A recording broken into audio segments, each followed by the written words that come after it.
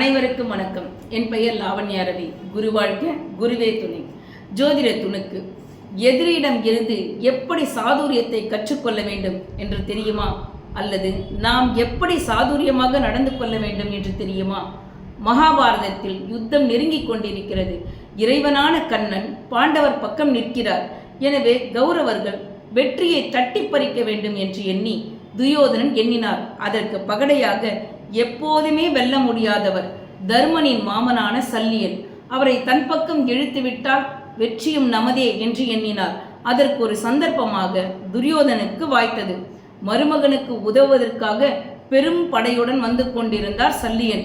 வழியில் தன்னுடைய அன்பினாலும் தன் திறமையினாலும் தன்னுடைய உபகாரத்தினாலும் சல்லியனை மகிழ்வித்தார் துரியோதனன். மனமகிழ்ந்த சல்லியனும் யுத்த களத்தில் தனக்கே உதவ வேண்டும் என்று துரியோதனன் கேட்டதினால் துரியோதனுக்கு உதவுவதற்கு சம்மதித்தார். இங்கு ஜோதிட ரீதியான கருத்து என்னவெனில், கடகத்தில் எந்த கிரகம் நின்றாலும் அவர்கள் புத்தி சாதுரியமாக செயல்பட்டால் இவர்கள் எதிராளியின் கூடாரத்தில் கூட தன்வசப்படுத்திக் கொள்வார்கள். எனவே புத்திசாலியாக நடந்து கொள்ளுங்கள். நீங்களும் உங்கள் வம்சமும் இறைவன் அருளால் நிலையான சாம்ராஜ்யம் நிறுவி நிற்பீர்கள். நன்றி, வணக்கம்.